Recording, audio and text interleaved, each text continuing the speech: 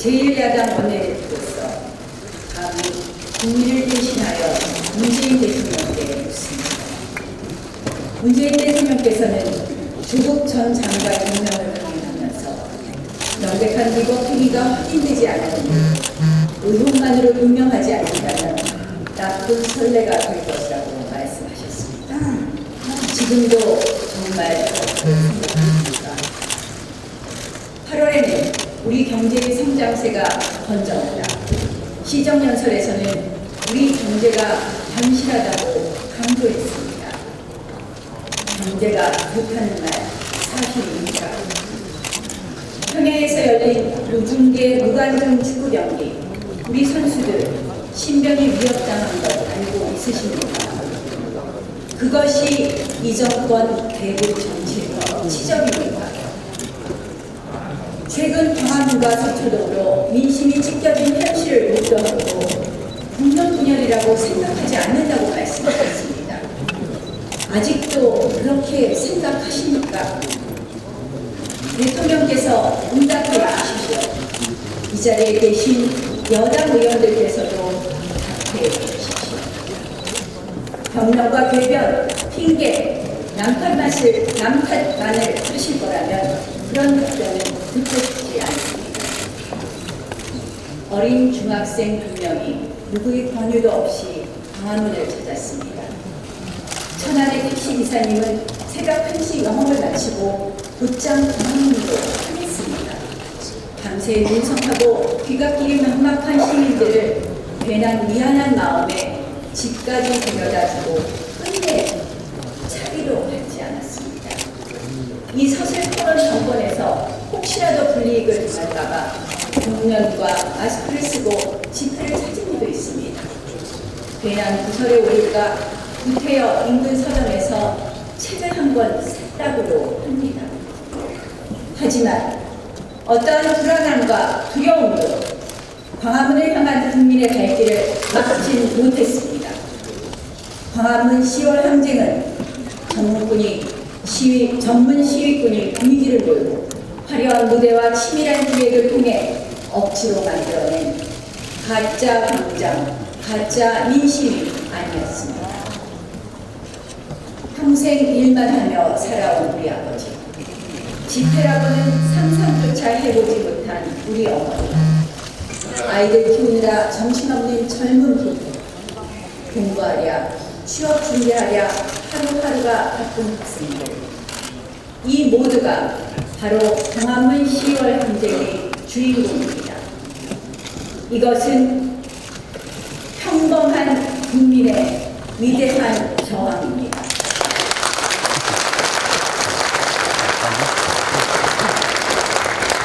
저는 이 위대한 저항에 감사와 존경을 느꼈습니다. 동시에 성난 민심의 그 거센 분노가 얼마나 무서운 것인지 두려움과 경외감을 느꼈습니다. 우리 국민이 광장을 향하는 이 사태에 이를 때까지 도대체 자유한국당은 무엇을 했는가 깊이 반성하기도 했습니다. 저는 이 10월 항쟁의 뜻을 우리 자유한국당이 깊이 받들고 겸허한 마음으로 투쟁할 것을 다짐했습니다.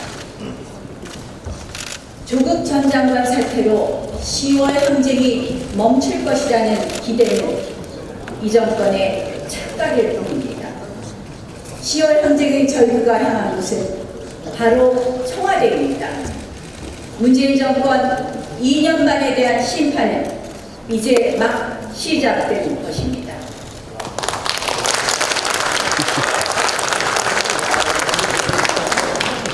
(2017년 5월) 유례없는 헌정위기 속에 위태롭게 출범한 문재인 정권입니다.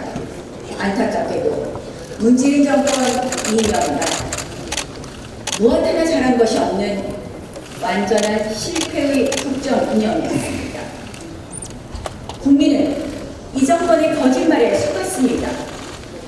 계속해서 빼앗기고 잃어버려야만 했습니다. 나라 전체가 무너지는 것을 바라봐야만 했던 암흑의 시간이었습니다. 기만, 박탈, 파괴, 이 세 단어 외에는 지난 2년 반의 문재인 정권을 설명할 길이 없습니다. 이게 나라냐며 외쳤던 문재인 대통령입니다. 기회는 평등하고 과정은 공정하며 결과는 정의로울 것이라고 했습니다. 특권과 반칙이 없는 세상을 만들겠다고 했습니다. 하지만 국민은 속았습니다. 시행차는 완전히 허구였습니다. 코드와 이념의 사실로 묶인 측근들이 이 모든 권력과 기회를 독식했습니다. 하는 일마다 편법과 위법, 힘의 논리로 과정은 비틀어지고 굴절됐습니다. 정의는 형체를 알아볼 수 없을 정도로 무너져 버렸습니다. 조국 전 장관의 임명 강행은 거짓말 정권이 정수를 이뤘습니다. 불쑥 국회를 찾아 밤을 새워가며 늘어놓은 그 수많은 거짓말에 국민은 경악했습니다. 결국 배우자 구속으로까지 이어진 3억 건대에 대해 몰랐다, 이번엔 처음 들었다, 새빨간 거짓말을 습관적으로 늘어놓았습니다. 멍석을 깔아준 여당 부끄럽지도 않습니까? 더불어민주당에게 의회의 존엄성은 그토록 가벼운 것이었습니까? 정말 안타깝습니다. 취임하자마자 적폐무리에 나선 이 정권, 얼마나 깨끗한 척 자신들을 포장했습니까? 도덕과 정의의 논리를 독점하며 비수와 같은 말들로 상대를 공격했습니다. 그런데 알고 보니 훨씬 더 추악한 불의의 기득권 집단이었습니다. 탐욕 좌파였던 것입니다.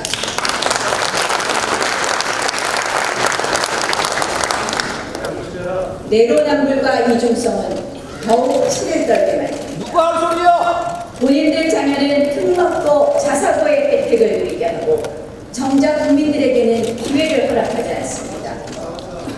통상적인 부동산 투자도 제약시하면서 본인들의 불법성 투기는 눈감아줍니다.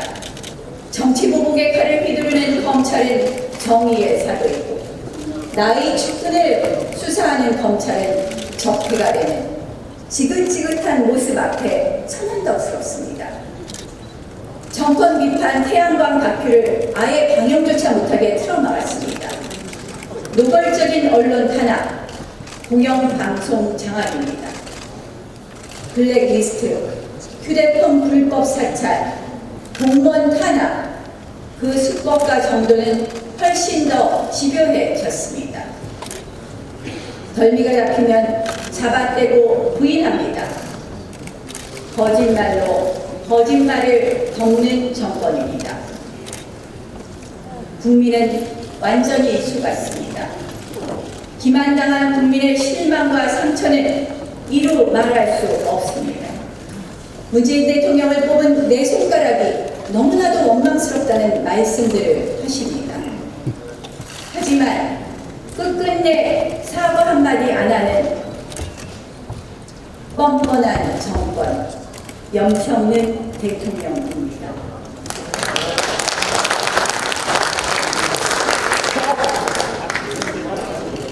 국민은 빼앗기고 잃어버렸습니다.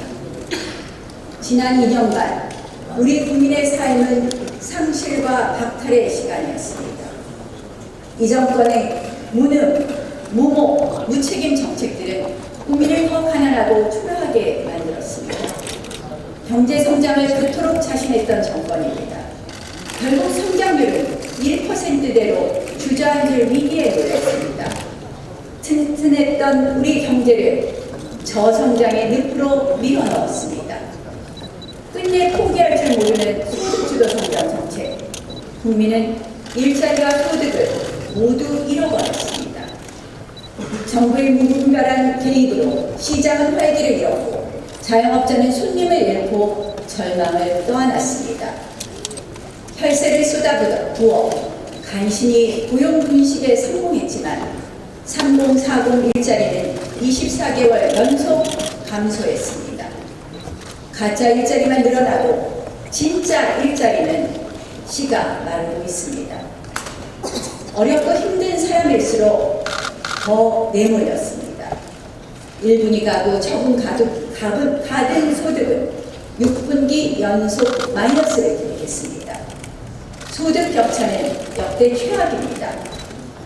대한민국이 중산층을 잃어가고 있습니다. 훌륭한 기업은 해외로 빠져나갑니다. 작년 해외 직접 투자액이 500억 달러에 육박했고 2분기는 150억 달러로 역대 최대를 기록했습니다. 당장의 인기, 표에만 집착하는 이 정권은 국민의 재산인 국가 재정을 마음대로 씁니다. 국민연금, 건강보험, 고용보험, 청년의 노후자금과 사회안전망을 이 정권의 정치적 탐욕이 앗아가고 있습니다. 모두 고갈 시점이 급속도로 앞당겨지고 있습니다. 툭하면 떨어지는 세금폭탄, 보험료 인상, 왜 죄 없는 국민 유리지갑만 열려야 하는 것입니까? 경제는 정권이 맡겨놓고 왜 뒷수습은 국민 몫이어야 하는 것입니까? 한마디로 문재인 정권 2년 반 동안 국민과 기업, 나라가 온통 가난해졌습니다. 70년 공든탑이 무너졌습니다. 멀쩡한 원자력을 왜 포기하고 전기료 인상을 감내해야 되는 것입니까? 제발 좀 가만히 내버려두라는 4대 강보, 기어이 국민으로부터 뺏어가야만 하는 것입니까? 도대체 얼마나 우리 국민들이 포기하고 단념해야 이 상실과 박탈의 폭정은 멈추어지는 것입니까? 이민 설명회에 길게 늘어선 줄은 바로 문재인 정권의 부끄러운 자화상입니다.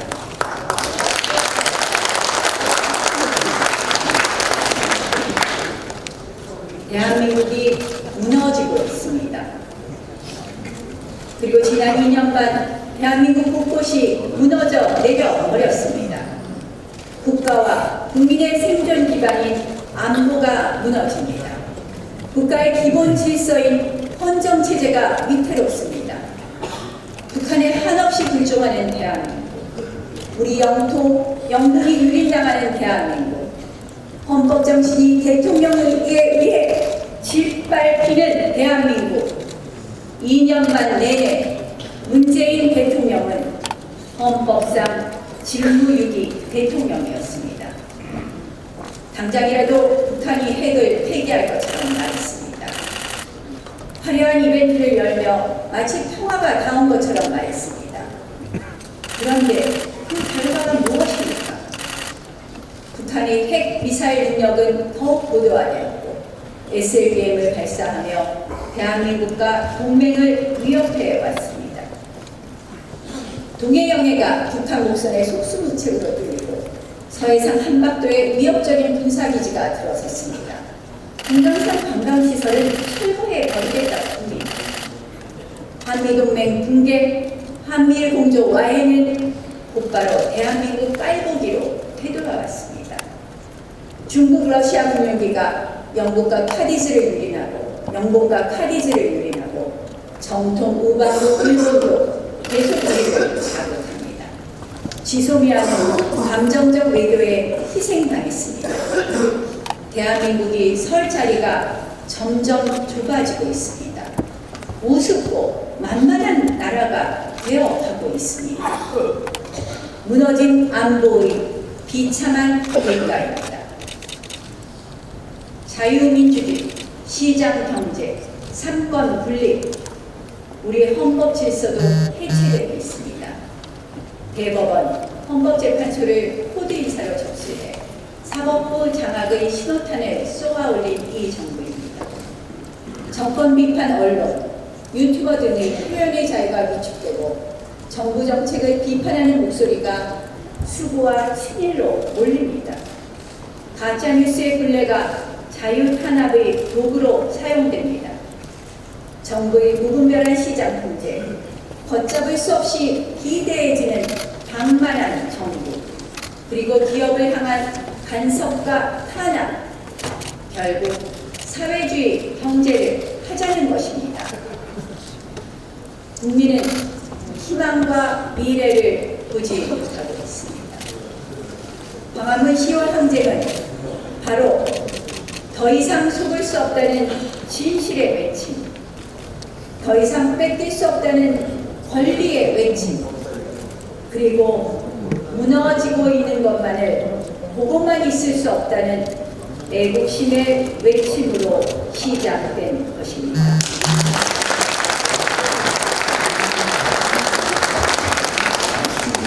존경하는 국민 여러분, 그리고 선배 동료 의원 여러분, 대한민국 역대 대통령은 모두 국민의 대통령이 되기 위해 애를 썼습니다. 문재인 대통령도 그렇게 약속했습니다. 하지만 문재인 대통령에게 국민이란 이 정권을 지지하는 사람들 뿐인 것 같습니다. 서초동 국민만 국민이고 광화문 광장 국민은 국민이 아닙니까? 대한민국에는 친문, 반문이라는 계급이라도 있는 것입니까? 대한민국을 분열로 몰아넣고 제대로 된 사과 한마디 하지 않습니다.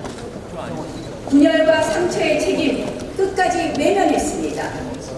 여전히 지지층만, 홍위병만 바라보고 가겠다는 대통령에 국민들은 버림받은 자식인 것입니다.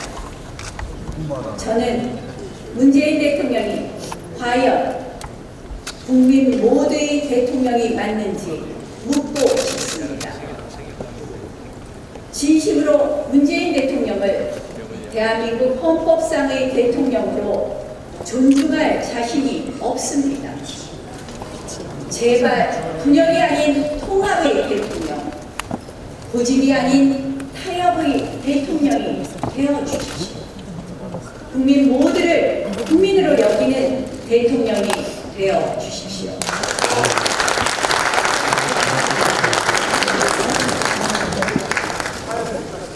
존경하는 국민 여러분, 선배, 동료, 의원 여러분, 대한민국의 역사는 그 자체로 인류 발전의 번영의 상징입니다. 식민지배라는 암대 터널을 지나 이 땅의 최초의 자유민주주의 국가를 세웠습니다. 세계가 부러워하고 극찬하는 경제발전 모델을 선보여 우리 민족의 저력을 과시했습니다. 세계인들이 우리의 음악, 영화, 기술을 사랑하고 대한민국을 찾아오고 싶어합니다. 그런 대한민국이 지금 잘못된 정권을 만나 위기에 직면해 있습니다. 공정이 무너지고 자유가 지워지고 대한민국을 흔드는 세력이 기승을 부립니다. 안보 위기와 재정 포퓰리즘은 오늘과 내일을 더욱 불안하게 합니다. 이대로 대한민국이 주저앉아서는 안 됩니다. 다시 일으켜 세워야 합니다. 광화문 10월 항쟁의 위대한 국민 뜻을 받들어 위대한 대한민국을 다시 세워야 합니다.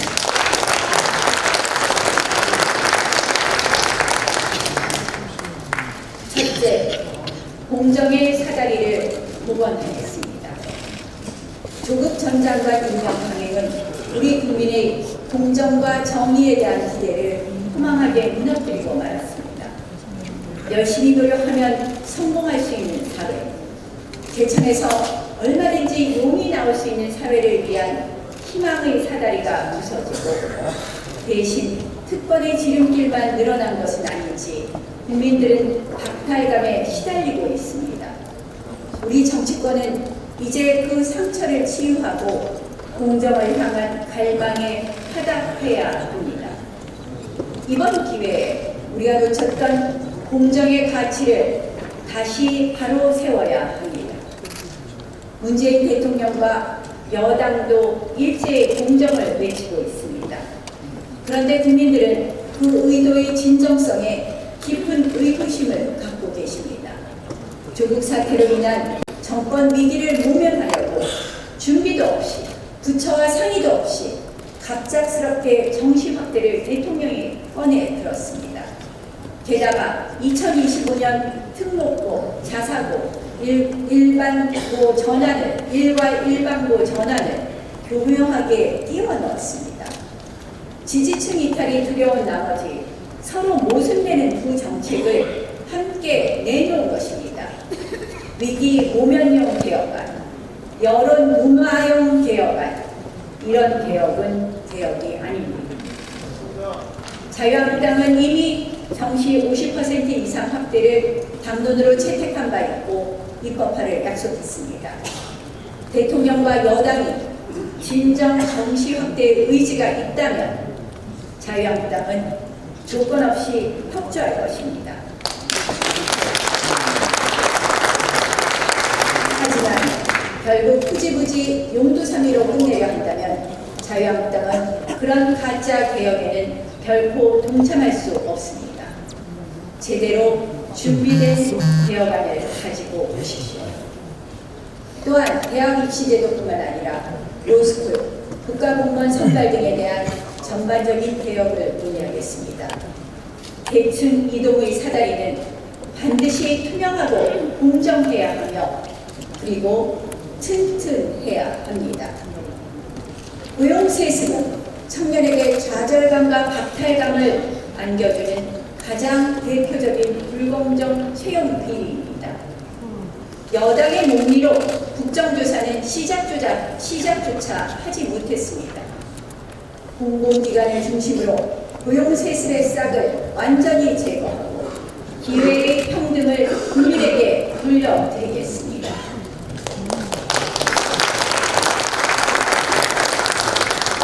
제2의 조국 사태도 막아야 합니다. 자유한국당은 조국 적폐 방지법을 추진하겠습니다. 정시 확대 추진법을 포함해 입시 공정성 확보법, 사법 방해죄 신설, 인사청문회 강화법 등을 통해서 헝클어진 공정의 질서를 바로 세우겠습니다. 둘째, 자유를 회복해 경제를 다시 살려내겠습니다. 무엇보다도 민생 회복이 시급한 과제입니다. 국민이 부자되는 경제 민구론에서 말씀드렸듯이 꽉 막힌 시장과 경제의 숨통을 틔우기 위해서는 즉각 경제적 자유의 복원이 필요합니다. 기술상 제도 개선법, 일할 권리 보장법 등 소득주도 성장 폐기 3법은 최소한의 시작입니다. 왜곡된 시장 질서를 되돌려놓고 자유로운 고용과 취업 여건을 마련하겠습니다. 노동개혁 역시 가장 시급한 과제입니다. 기업경영 활성화법 반드시 통과시키겠습니다.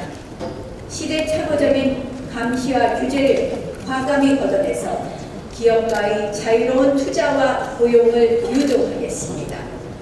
100년기업, 1000년기업을 위한 세제 개편도 서두를 것입니다.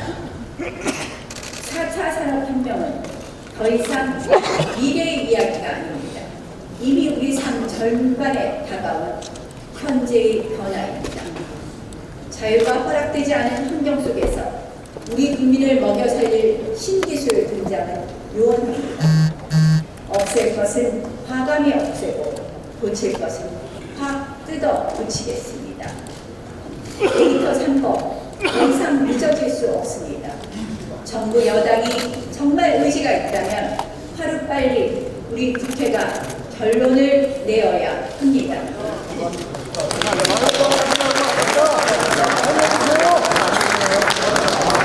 아울러 의료, 교육, 복지, 관광 등 사회 전반의 낡은 질서에 협박해 신산업 유치로 국민 일자리를 만들겠습니다.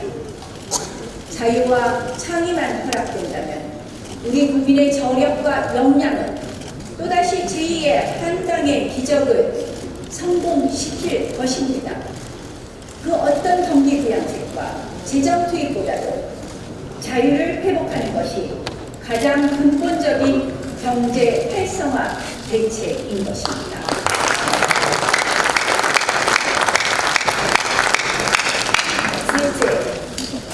대한민국 3대 헌법 파괴 세력과 단절해야 합니다. 안타깝게도 민주화 이후 대한민국 체제의 근본적 의구심과 반감을 가진 이들이 민주, 평등, 공정 그런 단어를 교묘히 빌려 우리 사회 곳곳을 접수해 국가 기본을 위협하고 있습니다. 교육 파괴의 전노조, 경제 파괴의 특권 귀족 노조, 그리고 법치 파괴의 좌파 법비야. 이 3대 파괴 세력과 과감히 단절해야 합니다.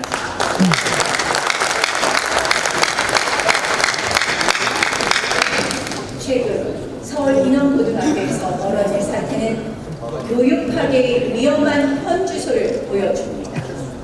교사가 학생에게 가짜뉴스를 믿는 사람은 개돼지다, 일베 회원이냐 등으로 공격했습니다. 오죽하면 학생들이 직접 나서야만 했었겠습니까? 생활기록부 작성이 끝나고 나서야 겨우 용기를 내었다고 합니다.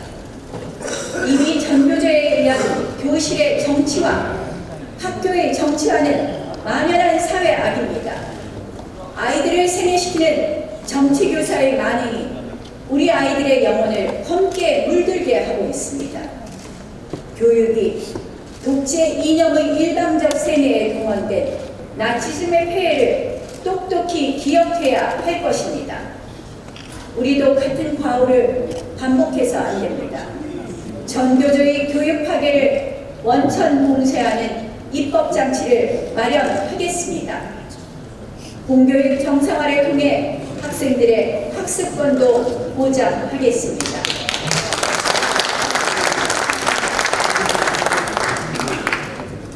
그리고 더 이상 우리 경제를 특권 귀족 노조의 포로 상태로 둘 수는 없습니다. 공권력을 우롱하고 불법 폭력을 휘두르는 이들은 경제 파탄은 물론 법질서 붕괴마저 초래합니다. 10%에 불과한 기득권의 이해관계에만 함몰돼 절대다수의 근로자 권익을 외면하고 있습니다. 이 모순은 근본적으로 제거해야 합니다. 노조법 개정을 통해 노조의 사회적 책임을 강화하고 노사 간의 힘의 균형을 도모하도록 하겠습니다. 불법 폭력 시위에 대해 무관용의 원칙을 확립해 공권력이 노조 앞에 굴복하는 일이 없도록 하겠습니다.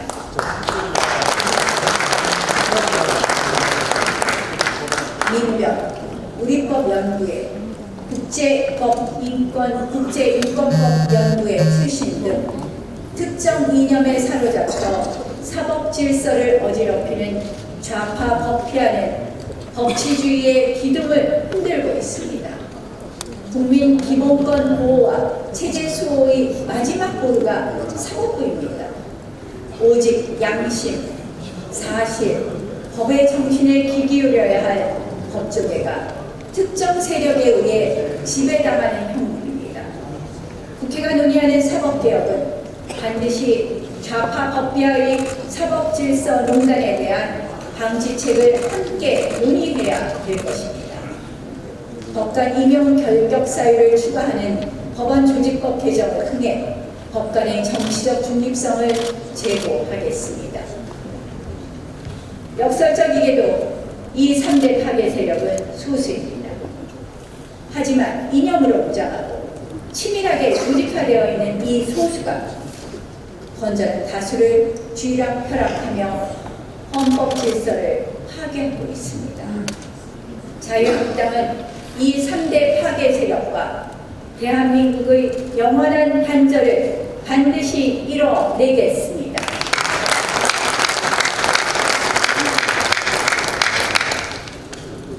넷째, 외교안보 기본으로 돌아가야만 합니다.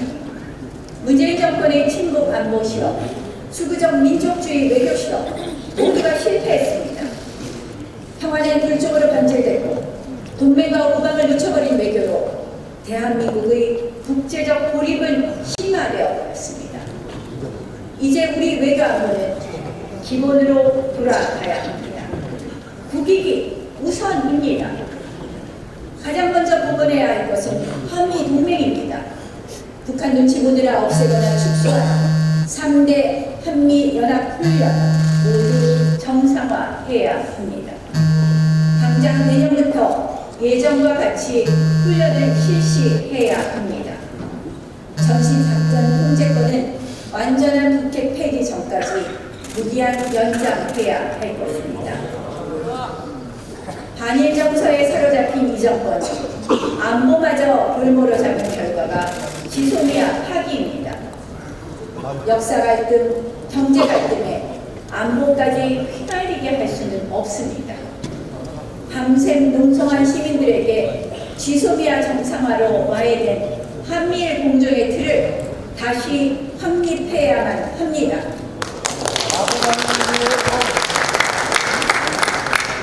9.19 군사 합의는 즉각 폐기되어야 합니다. 이미 북한의 미사일 고발 그리고 SLBM 발사 강행으로 휴지 조각이 되어버린 합의문입니다. 이 합의문을 붙들고 있느라 우리 스스로 무장해제의 우를 범하고 말았습니다. 9.19 합의 폐기가 북한에게 보낼 수 있는 가장 의미 있는 경고의 메시지가 될 것입니다. 마지막으로 북한의 핵 미사일 위협에 대한 대응 태세를 더욱 보강해야 합니다. 이는 우리가 이미 민평론에서 말씀드린 한미 핵 공유 협정 체결이 그 대안이 될 수 있습니다. 북한이 핵을 전술적으로 사용할 가능성에 대비해 킬체인, 한국형 미사일 방어 체계, 대량 응징 보복 3축 체계를 조기에 구축해야 합니다.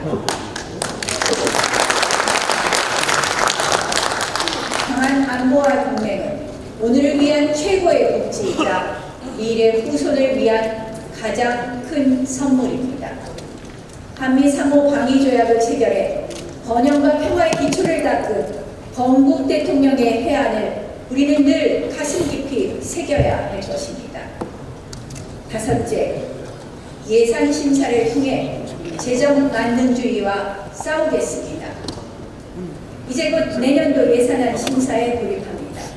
3년 새 무려 113조 원이나 예산을 팽창시킨 이 정권의 세금 중독과의 결전을 앞둔 상황입니다. 더 많은 복지와 공공부문 일자리 싫다고 할 사람이 어디 있겠습니까? 문제는 그것이 공짜가 아니라는 것입니다. 3년 연속 재정 확대 속도가 경제 성장률을 2배 이상 앞질렀습니다. 명백한 무책임과 비정상의 재정 정책입니다. 514조 원이라는 어마어마한 예산 규모도 문제지만 그 내용은 더더욱 심각합니다. 늘어난 예산 44조 원의 절반가량이 선심성, 퍼주기 정책으로 편성되어 있습니다. 혈세 알바 만들기 추경으로도 부족해 고용 분식용 가짜 일자리에 우리 국부를 쏟아 부으려고 하고 있습니다. 내년 국세 수입이 10년 만에 마이너스로 돌아섭니다. 그러면서 60조 원이나 더 빚을 지겠다고 하니 국민도 오늘 너무 쉽게 생각하는 것 같습니다. 이런 국가는 지속될 수 없습니다. 지금의 청년들과 미래 세대에게 빚 폭탄을 넘기는 것입니다. 부모가 아이들 통장에서 돈을 꺼내서 쓰는 것과 다름이 없습니다. 선심성 포퓰리즘은 국민을 더욱더 정부에 의존하게 만듭니다. 국민을 노예의 길로 내모는 것입니다.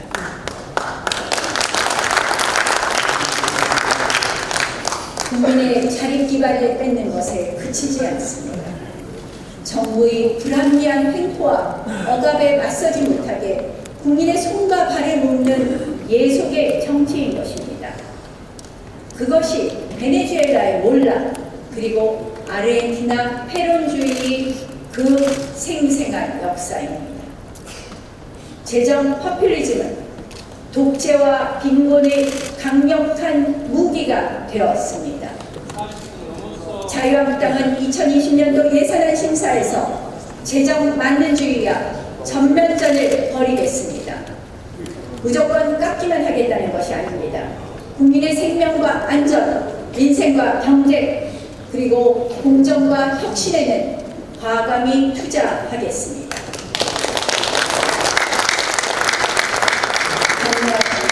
임시 방편용 혈세 일자리, 경제 실정을 덮기 위한 각종 전시성 정책, 밑빠진 독에 물 붓기식 소모성 정책은 전액 삭감을 목표로 합니다. 재정은 정부의 돈도 정권의 돈도 아닙니다. 바로 국민의 돈입니다. 국민의 재산입니다. 자유한국당은 국민의 재산권과 기본권을 지키기 위한 예산 투쟁에 전력을 다하겠습니다.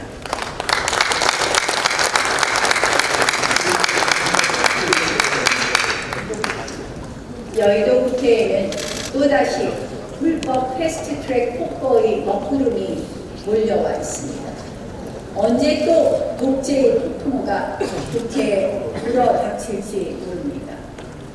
불법 무효 사보임, 불법 법안 제출, 날치기 강행 표결, 기습 정개특위 개의 등 패스트트랙 폭거의 모든 과정은 무효, 불법, 날치기로 정철되어 있습니다.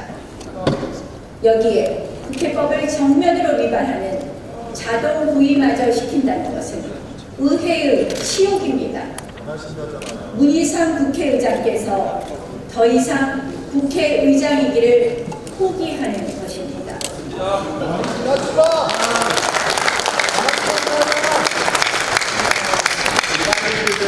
절차적으로 불법 무효임은 물론 내용도 문제입니다. 공수처와 연동형 비례대표제는 우리 자유민주주의를 후퇴시키는 독재 악법이 될 것입니다. 공수처, 기소권과 수사권을 모두 쥐고 판사, 검사, 경찰 등을 표적 사찰, 협박할 수 있는 대통령 직속의 무소불위의 수사기관입니다. 그곳은 좌파 법회의 아지트가 되고 말 것입니다. 윤석열 검찰총장은 적폐청산 적임자로 임명해놓고 현 정권의 칼을 들이대는 순간 역적무리를 하고 있습니다. 공수처까지 생기면 어떤 일들이 벌어지겠습니까? 바로 여당의 이해찬 당대표께서 지난 2004년 정확히 같은 이유로 공수처법을 반대했던 이유일 것입니다. 과거에는 반대했던 공수처를 이제 와서는 왜 이리 급하게 서두르는 것입니까? 공수처 없는 이 정권의 최후는 너무나도 끔찍할까 두려워서입니까? 결국 친문 은폐처, 반문 보복처가 절실한 것입니까?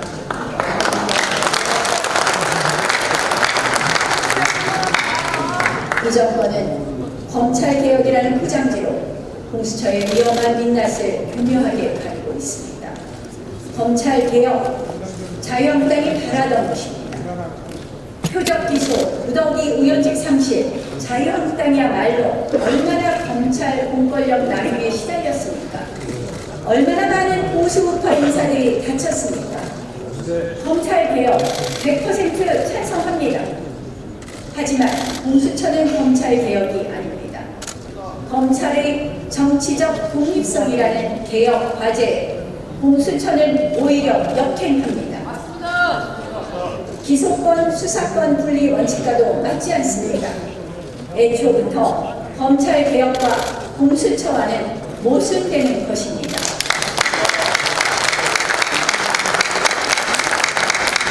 게다가 헌법을 기초로 한 기존 수사제도와 정면으로 충돌하는 위헌적 권력기관입니다.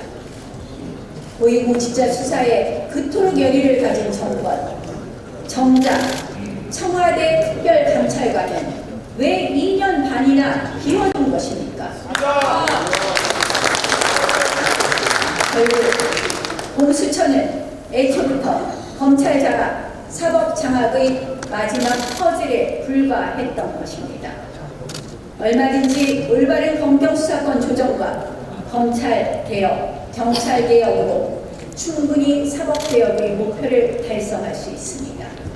자유한국당은 검경수사권 조정으로 진정한 검찰 개혁을 달성하고 인사, 예산, 감찰의 자율성 확보로 권력으로부터의 검찰 독립을 이뤄내겠습니다. 대통령의 검찰이 아닌 국민의 검찰을 만들어내겠습니다.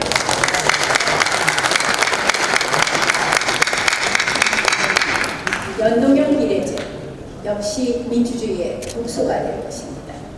선거구 획정 하나를 두고도 여야는 기나긴 협상과 타협의 시간을 칩니다. 그런데 무려 민주주의의 룰, 선거제입니다. 어떻게 그런 선거제를 그저 숫자의 힘으로만 밀어붙일 수 있답니까? 독재국가에서 나 들릴 법한 참으로 후진적이고 야만적인 이야기입니다. 게다가 연동형 비례제를 만들면 우리 국회는 더더욱 갈기갈기 찢겨버리고 말 것입니다. 20대 국회는 의 다당제 실험의 결과는 도대체 어떻습니까? 행정부를 견제하지 못하는 국회, 무기력하고 분열된 국회였습니다. 연동형 비례제까지 현실화되면 그야말로 국회는 권력을 쫓아다니는 영혼 없는 정치인들의 야한 놀이터로 전락해버리고 말 것입니다. 해당 선거법을 만든 사람도 잘 모르는 선거제입니다. 영문도 모른 채 던진 한 표가 어떻게 우리 정치를 비틀지 알 수 없습니다. 이것이 어떻게 민주적인 선거제라고 할 수 있습니까?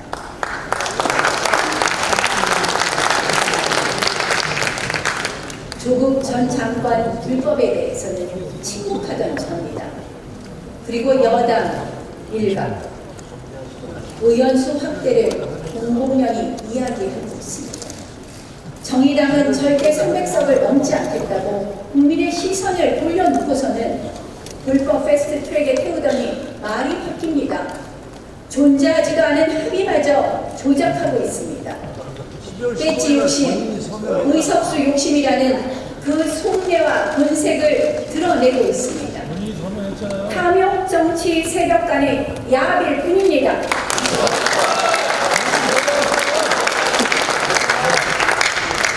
국민은 오히려 국회의원 숫자를 더 줄이라고 말씀하고 있습니다. 정치인은 내 손으로 직접 뽑기를 바랍니다. 그런 민심을 저버리고 앞으로 의원 숫자가 늘어날 수밖에 없는 선거제, 내가 누구한테 표를 주는지도 모르는 선거제를 합의 없이 강행하는 것은 스스로 반민주주의자임을 선언하는 것입니다. 공수처와 연동형 비례제, 전 세계 웃음거리로 전락할 반민주적 폭거입니다.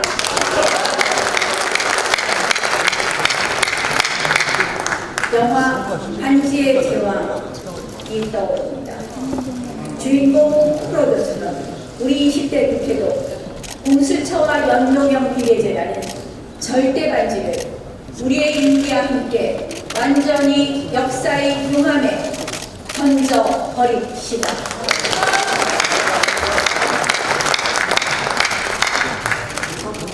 존경하는 국민 여러분, 선배 동료 의원 여러분, 국민들은 그동안 참고 또 참았습니다. 언젠가는 이 정권이 정신 차릴 줄 알았습니다. 그래도 대한민국 대통령이기에 국민 앞에 고개 숙일 것이라고 기다렸습니다. 그런데 문재인 정권은 국민 인내심의 임계점을 뛰어넘어 버렸습니다. 오죽하면 평범 험한 국민들이 앞다퉈 광장으로 쏟아져 나가겠습니까? 문재인 대통령의 고집과 오기의 정치야말로 광장에서 퇴진 촉구 구호가 울려 퍼지게 된 근본적 원인입니다. 지금 문재인 정권은 중대한 기로에 서 있습니다. 심판은 이미 시작되었습니다. 국민심판대 앞에서 진심으로 반성한다면 국민은 기회를 줄 것입니다. 그리고 다시 기다려 줄 것입니다. 하지만 끝까지 버티고 국민을 외면하면 그때는 10월 항쟁이 10월 혁명이 될 수도 있습니다.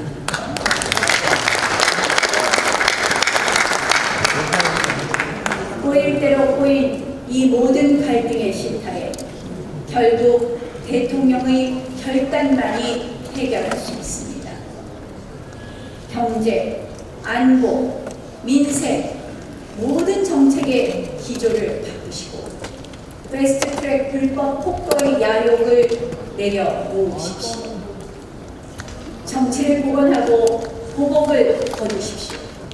괴멸의 정치를 내려놓으십시오. 정치는 오늘과 내일에 집중하고 과거는 역사의 판단에 맡겨놓아야 합니다. 증오의 씨앗 이제 그만 뿌려져야 합니다. 통 큰 정치로 더 큰 사회를 만듭시다. 더 큰 정치로 행복한 국민을 만듭시다. 문재인 대통령의 용단을 촉구합니다.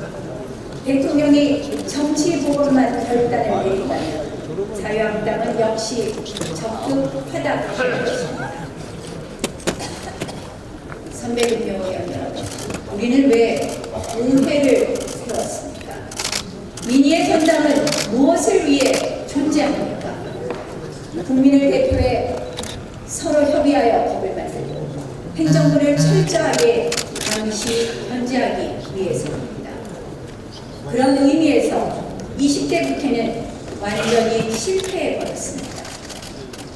독선과 일방주의에 의해 공조는 부족하였고 문재인 정권의 폭주를 제어하지 못했습니다.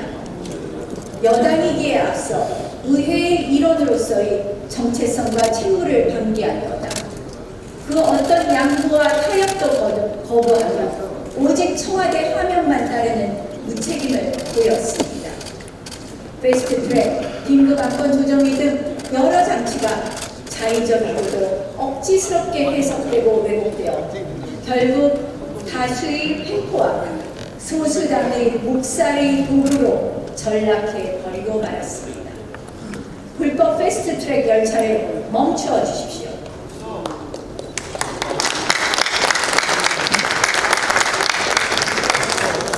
국민 여러분, 존경하는 선배 동료 의원 여러분, 진정한 정치의 복원은 이곳 의회에서 시작되어야 합니다. 이견을 존중하고 차이를 좁혀가며 원만한 합의를 이뤄나가는 그 과정 자체가 바로 민주주의의 발전이자 정치의 발전입니다.